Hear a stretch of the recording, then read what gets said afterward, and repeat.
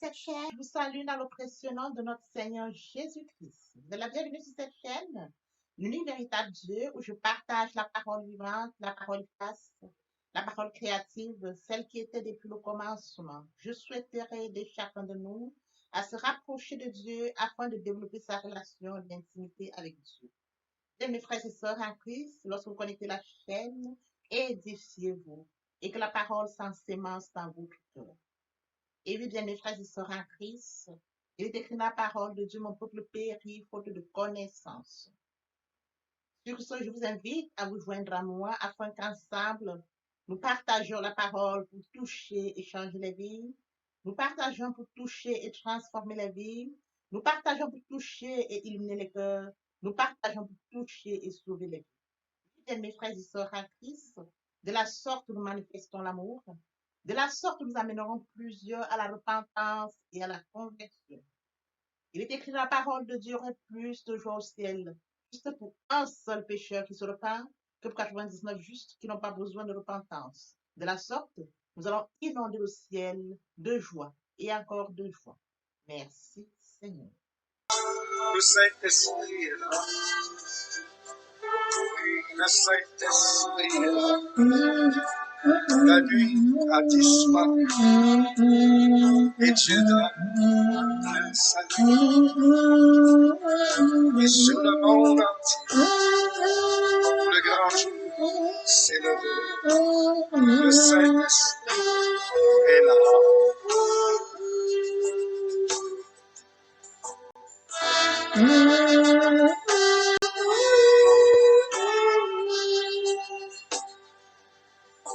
Que tous les rachetés chantent la liberté, Christ a tout accompli, il a donné l'esprit, a tremblé l'enfer, car dans tout l'univers, le Saint-Esprit est là.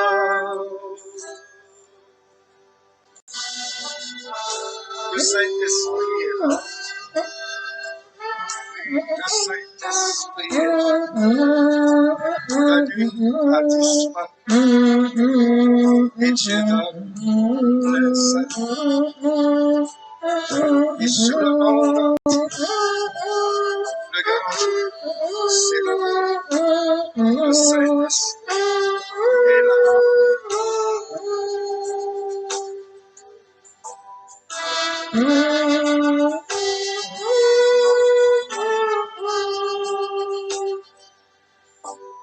Que tous les rachetés chantent la liberté, Christ a tout accompli, il a donné l'esprit, voyez trembler l'enfer, car dans tout l'univers, le Saint-Esprit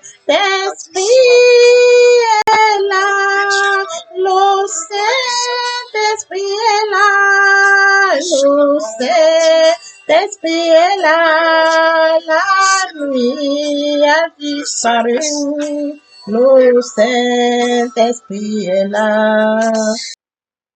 Bien, Seigneur, passons en prière afin de poursuivre notre enseignement de ce jour.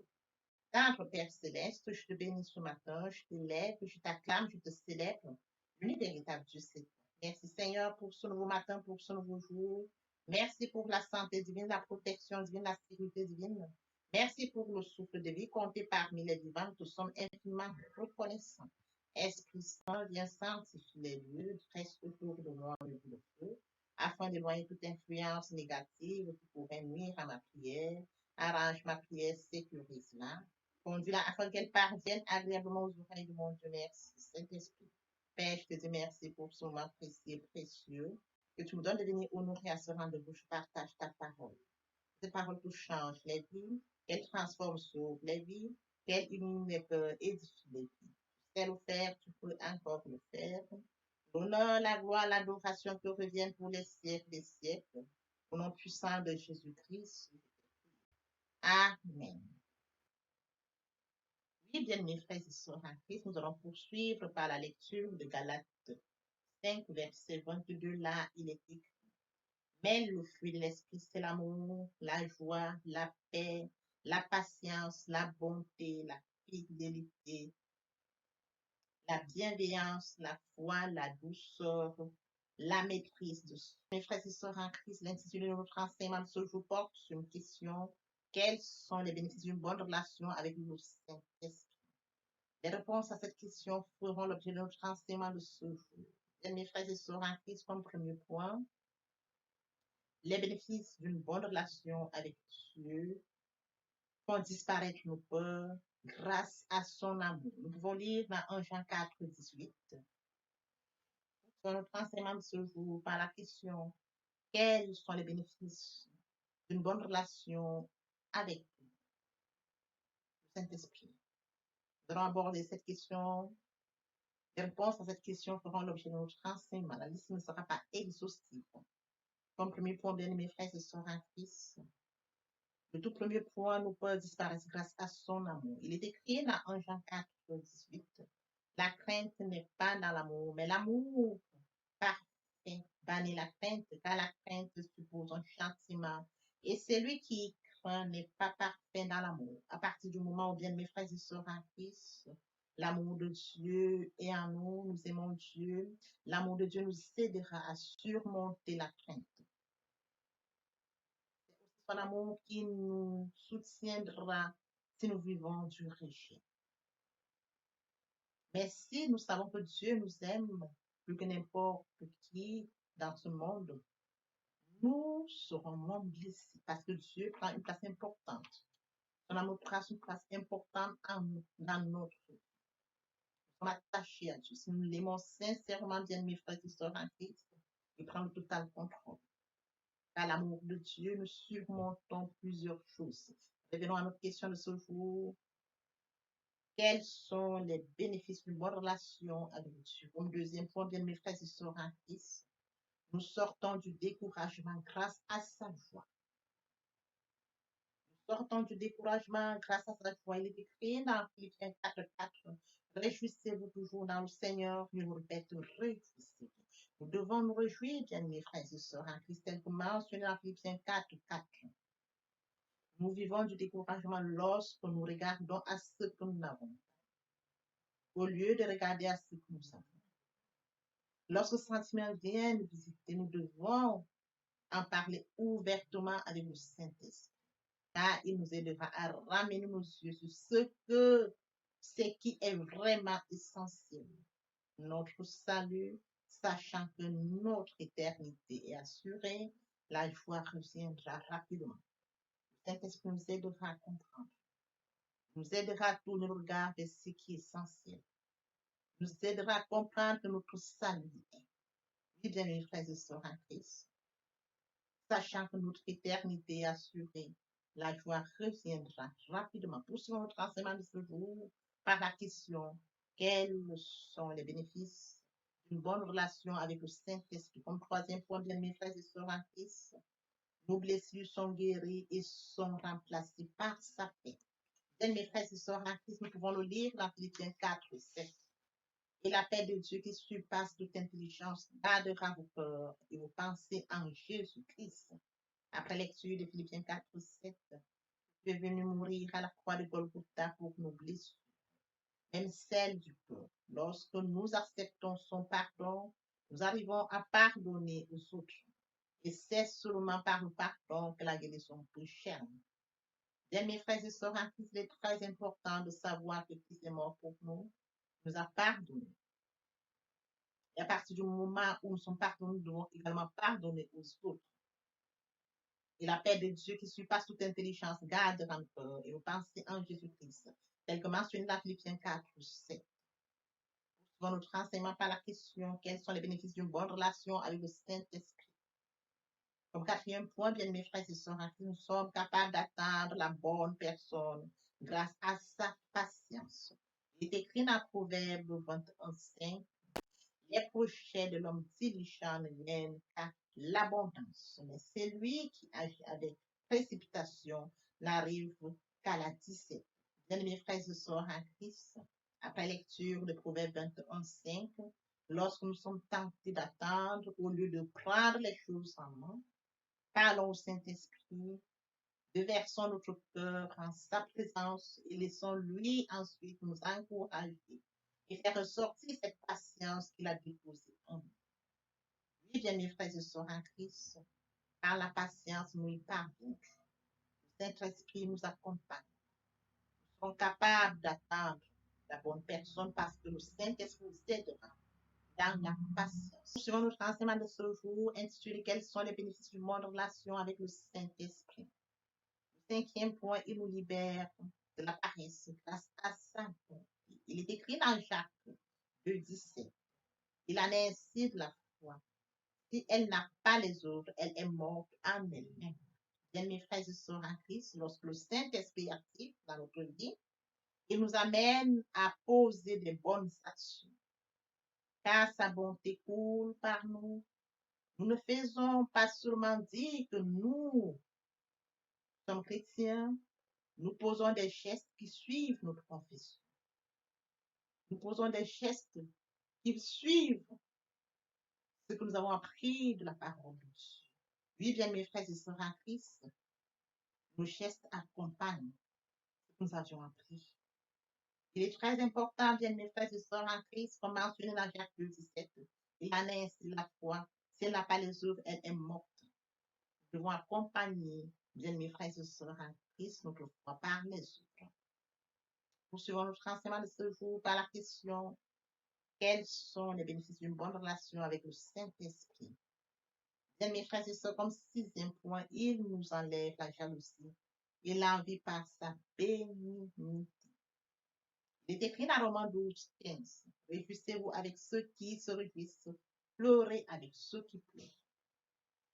Bien, mes frères et sœurs en Christ, lorsque nous n'avons pas la bonne disposition de cœur, il nous manque alors la bénignité. Une relation avec le Saint-Esprit nous permet de remédier à ce problème.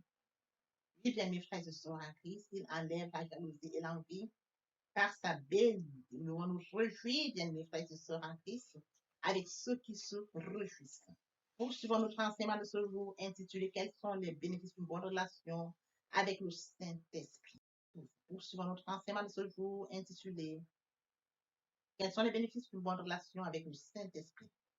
Dans 7e point, bien, mes frères et sœurs, il nous aide à ne pas faire des compromis car il est fidèle. Dans Luc 16:10, celui qui est fidèle dans les moindres choses l'est aussi dans les grandes. Et celui qui est injuste dans les moindres choses l'est aussi dans les grandes. Bien, mes frères et sœurs en Christ, le Saint-Esprit nous aide à être fidèles à nos standards de sainteté. Poursuivons notre enseignement de ce jour intitulé Quels sont les bénéfices d'une bonne relation avec le Saint-Esprit. Comme 8e point, bien, mes frères et sœurs en Christ, il ne nous laisse pas développer de l'orgueil grâce à sa douceur. Et oui, bien, mes frères et sœurs en Christ, le mot douceur parmi les bénéfices d'une bonne relation avec le Saint-Esprit peut se traduire aussi par avoir une attitude de serviteur. Il est écrit dans Marc 10:43, il n'en est pas de meilleur au milieu de vous, mais quiconque veut être grand parmi vous, qu'il soit votre serviteur. Quels sont les bénéfices d'une bonne relation avec le Saint-Esprit? Comme le 20 point, bien, mes frères et sœurs en Christ, il refroidit nos pulsions sexuelles en nous donnant de la tempérance. Éphésiens 5:3, que l'impudicité, aucune espèce d'impureté et que la cupidité ne soit pas même nommée parmi vous, ainsi qu'il convient à des saints. Bien, mes frères et sœurs en Christ, même si nous sommes nés de nouveau, vont être tentés par les désirs de la chair, surtout si nous avons déjà eu une vie sexuelle active. Dans la Bible est clair, tel que mentionné dans Éphésiens 5:3, que l'impudicité, aucune espèce d'impurité, et que la cupidité ne soit pas même nommée parmi vous, ainsi qu'il convient à des saints. Il est écrit dans Jacques 4:7, soumettez-vous donc à Dieu, résistez au diable, il fuira loin de vous. L'un des plus grands cadeaux de Dieu est son Esprit Saint. Il importe de savoir comment le recevoir, comment l'utiliser, être certain qu'on le possède. Pour le l'éteindre, le Saint-Esprit pour nous enseigner à ranimer la flamme du don de Dieu qui est en nous. Bien, mes frères et sœurs en Christ, la question qui a été posée de base, c'est de savoir quels sont les bénéfices d'une bonne relation avec le Saint-Esprit. Nous avions essayé de répondre à cette question en les énumérant sur 9 points. Bien, mes frères et sœurs en Christ, la liste n'est pas exhaustive. Nous observons déjà ces points, vont garder une très bonne, pourront donc bénéficier d'une bonne relation avec le Saint-Esprit. Papa, je t'aime. Papa, je t'aime. Oh. Papa, je t'aime. Tu es mon papa. Papa, je t'aime. Papa, je t'aime. Oh. Papa, je t'aime. Tu es mon papa. J'ai cette ferme assurance que ce n'est ni la mort ni la vie, ce n'est ni les anges, ni la hauteur, ni la profondeur, ni la domination, ni les autorités, ni les choses présentes, ni les choses à venir. Ni aucune créature ne pourra me séparer de l'amour de Dieu. Bien, mes frères et sœurs en Christ, et mon Dieu, et mon Dieu, et mon Dieu. Le moment est venu pour nous de poursuivre avec les deuxième et troisième parties de notre enseignement, partie qui vient donc comme cette première pour notre édification. Sur ce, je vous prie de tendre l'oreille pour la suite de cet enseignement. Merci, Seigneur. Bien, mes frères et sœurs en Christ, nous devons être conscients que Dieu a tant aimé le monde qu'il a donné son Fils unique, afin que quiconque croit en lui ne périsse point, mais qu'il ait la vie éternelle. Oui, bien, mes frères et sœurs, lorsque nous acceptons Jésus comme Seigneur et Sauveur, lorsque nous passons par la repentance et la conversion, nous passons à notre vie. Nous changeons le centre de gravité de notre vie. Nous tournons vers notre vie, vers le Seigneur Jésus-Christ. Nous laissons le contrôle de notre vie entre les mains du Seigneur Jésus-Christ. L'Esprit Saint prend le contrôle et se manifeste, tel que mentionné dans Jean 3:8. Le vent souffle où il veut, et tu entends le bruit, mais tu ne sais d'où il vient, ni d'où il va. Il en est ainsi de tout homme qui est né de l'Esprit. L'herbe sèche, la fleur tombe, mais la parole de Dieu demeure éternellement. Papa, je t'aime. Papa, je t'aime. Oh. Papa, je t'aime. Tu es mon papa. Papa, je t'aime. Papa, je t'aime. Oh. Papa, je t'aime. Tu es mon bien-aimé et mon Dieu. Et mon Dieu. Et mon Dieu. Oui, bien, mes frères et sœurs en Christ, le moment est venu pour nous de poursuivre avec les deuxième et troisième parties de notre enseignement. Partie qui vient de compléter cette première pour notre édification. Se repentir, c'est regretter, c'est sans vouloir, c'est pleurer. La repentance est un changement d'attitude, se détourner de son mal pour se tourner vers Dieu. Venez, plaidons, dit le Seigneur, si vos péchés sont comme le cramoisi, ils deviendront blancs comme la neige. S'ils sont comme la poupe, ils deviendront comme la laine. Se convertir, c'est le fait de déplacer le centre de gravité de ma vie ancienne vers mon Dieu. Se convertir, c'est de croire en Jésus-Christ. En un mot, nous pouvons dire que la conversion accompagne la repentance. Lorsque les cœurs se convertissent, le voile est ôté. Or, le Seigneur, c'est l'Esprit. Là où est l'Esprit du Seigneur, là est la liberté. Pour toutes les personnes qui ne se sont pas encore engagées à suivre le Seigneur, pour ceux qui se sont engagés, et qui auraient, pour ceux qui se sont engagés, et qui auraient abandonné quelque raison que ce soit, le moment est venu pour nous, bien mes frères et sœurs en Christ, de passer en prière via cette chanson. Miséricorde insondable, Dieu peut-il tout pardonner? Absoudre si coupable et mes péchés oubliés. Jésus, je viens à toi, tel que je suis. je viens à toi. Jésus, je viens à toi, tel que je suis, papa. Prends-moi, répétez après moi la prière, Seigneur Jésus. Je m'engage à te suivre tes souffles. Je sais que tu es mort sur la croix de Golgotha. Le troisième jour, tu es ressuscité, afin que je sois justifié. Merci, Père, pour l'œuvre de la foi. Merci pour l'amour que tu as manifesté au travers de ton Fils. Merci, Seigneur, pour le salut de mon âme. Merci pour avoir sauvé mon âme. Amen. Notre Père Céleste, merci pour les âmes précieuses. Merci pour l'engagement que tu leur donnes. Mon Dieu, mon roi, je te prie de veiller, conduire, afin qu'ils y restent. Dieu qui sait faire, qui peut faire, je laisse entre tes mains. L'honneur, la gloire, l'adoration te reviennent pour les siècles des siècles. Au nom puissant de Jésus-Christ, je t'ai prié. Amen. Oui, bien, mes frères et sœurs, en Christ dans le Seigneur, après cette sincèrement repentie et converti, il faut y rester, il faut y demeurer. Comment le faire? Premièrement, invoquer le Saint-Esprit. L'Esprit Saint prendra contrôle durant la méditation. Poursuivra la lecture du verset ou du texte qui servira d'appui durant la méditation. Matthieu 4, 4, l'homme ne vivra pas seulement de pain, mais de toute parole qui sort de la bouche de l'Éternel. Méditer la parole, c'est l'approfondir, c'est la mûrir, c'est aller en réflexion profonde. Ce livre de la loi ne s'éloigne point de toi. Médite-le jour et nuit. Et oui, bien, mes frères et sœurs en Christ, après avoir médité la parole, nous devons recevoir la parole. Recevoir la parole via la foi. La foi est une ferme assurance des choses qu'on espère, une démonstration de celles qu'on ne voit pas. La foi vient de ce qu'on entend. Ce qu'on entend vient de la parole de Dieu. Par conséquent, la foi vient de la parole de Dieu. Recevoir la parole via l'obéissance. L'obéissance veut mieux que le sacrifice. Et l'observation de sa parole vaut mieux que la rébellion. Après cela, bien aimé, il faut mettre en pratique la parole. On donne tout ce qu'on reçoit. Et oui, bien mes frères et sœurs en Christ, lorsqu'on plante une graine, on s'attend à la récolter. Et oui, bien mes frères et sœurs en Christ, lorsque nous plantons, nous attendons une récolte. En louange la parole, l'adoration la parole.